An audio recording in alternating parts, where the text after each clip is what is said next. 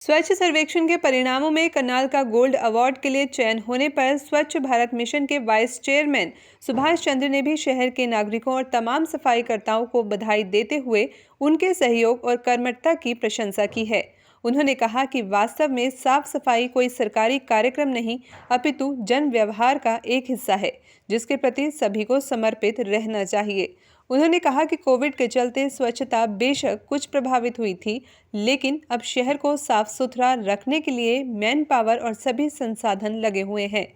उन्होंने नागरिकों से अपील कर कहा कि वे भविष्य में इसे देश का नंबर 1 एक स्वच्छ शहर बनाने का संकल्प लें।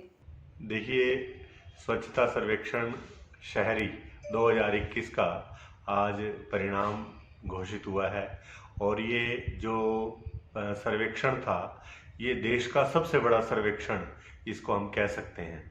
और इस सर्वेक्षण को हमारे जो राष्ट्रपति हैं, आज जो परिणाम रहा, स्वयं यानी विषय की गंभीरता सरकार की इस विषय के प्रति देखिए कि राष्ट्रपति जी ने स्वयं प्रतिभागियों को, प्रथम द्वितीय तृतीय आने वाले सभी प्रदेशवासियों को, प्रतिनिधियों को सम्मानित किया और उन्होंने भी इस विषय को लेकर के बड़ी प्रसन्नता जाहिर की कि जैसे प्रधानमंत्री जी ने इस विषय को देश भर में गंभीरता के साथ, संवेदनशीलता के साथ आगे बढ़ाया।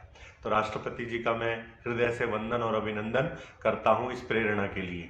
जहां तक बात आपने की कि आज परिणाम घोषित हुआ है और उस परिणाम में हमारा जो प्रदेश है वो माननीय मुख्यमंत्री जी की सतत प्रेरणा से और उनके निरंतर मार्गदर्शन से हम इस क्षेत्र में नित नए आयाम स्थापित कर रहे हैं। आज के परिणाम की यदि हम बात करें तो आज के परिणाम में हरियाणा जो है वो द्वितीय स्थान पर रहा है और झारखंड प्रथम स्थान पर रहा है।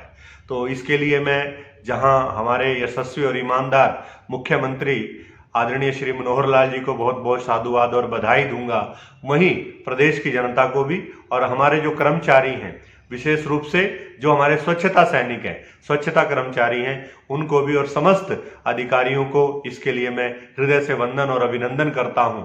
और ऐसे ही हमारे जो स्टेट टास्क फोर्स के चेयरमैन हैं श्री महिपाल डांडा जी, वो भी निरंतर इस विषय को लेकर के हमें अपना मार्गदर्शन देते रहते हैं और उनको भी मैं अपनी ओर से बहुत बहुत बधाई और शुभकामनाएं देना चाहूँगा। करनाल में भी काफी अच्छा रैंक लिया है, तो जी बारे में करनाल की बात यदि हम करें तो हमारे पूरे प्रदेश के अंदर 3 शहर ऐसे हैं जिनको गोल्ड प्रथम स्थान जिसको हम कह सकते हैं वो मिला है, गुरुग्राम, रोहतक और करनाल। और 3 स्थान हमारे द्वितीय स्थान पर रहे, फरीदाबाद, पंचकुला और नीलोखेड़ी। ठीक उसी प्रकार से एक स्थान को हमारे सिल्वर कांस्य पदक जो है वो मिला है। तो ये हम सब के लिए एक प्रेरणा की बात है और मैं आपके चैनल के माध्यम से समस्त प्रदेशवासियों को और अन्य सभी जिलों को ये आह्वान भी करता हूं, अपील भी करता हूं कि आप इससे एक प्रेरणा लेकर के अगला जो सर्वेक्षण हो उसमें हम भी अपना अपना स्थान सुनिश्चित करें और इसके लिए हम इस विषय को जन भागीदारी के साथ जोड़ें। देखिए, माननीय मुख्यमंत्री जी पहले दिन से कहते रहे हैं कि जब तक ये विषय गैर सरकारी नहीं बनेगा तब तक ये विषय असरदारी नहीं बनेगा और इसको यदि असरदारी बनाना है तो इसके लिए हम जनमानस की भागीदारी सुनिश्चित करनी होगी। मैं प्रथम, द्वितीय और तृतीय आने वाले सभी जिला अधिकारियों को और नगर पालिका और नगर निगम के सभी कर्मचारी अधिकारियों को बधाई और शुभकामनाएं देता हूं और अन्य सभी प्रतिभागियों को भी प्रोत्साहित करता हुआ शुभकामनाएं देता हूं कि आने वाले समय में आप भी अपने आप को प्रथम, द्वितीय, तृतीय के लिए संघर्ष करें, काम करें। ये मेरा कहना है। मैं सबको एक तो बधाई देती हूँ, सबको इस बात के जो पात्र हैं, हमारे स्वच्छता दूत, हमारे करनाल की नगर निगम की महापौर रेनू बाला जी, हमारे माननीय मुख्यमंत्री, हमारे करनाल से विधायक हैं जो माननीय मुख्यमंत्री मनोहर लाल खट्टर जी, जिनके अथक प्रयास से आज करनाल को गोल्डन अवार्ड से नवाजा गया है। सन 2014 के चुनावों के बाद हमारे प्रधानमंत्री जी और हरियाणा के मुख्यमंत्री ने एक मिशन चलाया था, स्वच्छ भारत श्रेष्ठ भारत, जिसके तहत आज करनाल जिले को गोल्डन अवार्ड मिलना एक बहुत ही सराहनीय कार्य है, जिसमें हमारे करनाल के सभी पार्षद, सभी नगर निगम के कर्मचारी, स्वच्छता दूत, हमारे सभी जनता करनाल की जितनी है, सभी एक स्वच्छ कार्य के लिए अग्रसर हैं। जिसके तहत हम करनाल को एक बहुत अच्छे मुकाम पर पहुंचा रहे हैं और आगे भी आशा करती हूं कि करनाल की जनता इसी तरह अपने करनाल को स्वच्छ रखकर और सबका सहयोग कर कर, निगम का सहयोग कर कर, पार्षदों का सहयोग करके करनाल को अच्छे आगे एक और मुकाम पर लेकर जाएगी। और आगे भी हरियाणा को भी अच्छे जैसे कि हम मतलब चाहते हैं कि हम लोग हमारा हरियाणा एक नंबर 1 हरियाणा पहले से ही है और आगे भी नंबर 1 हरियाणा बना रहे और देश भी स्वच्छ भारत की ओर हमारे इस मिशन को माननीय मुख्यमंत्री जी का साथ देते हुए, प्रधानमंत्री का साथ देते हुए इसको आगे बढ़ाया जाएगा। क्या नाम है आपका?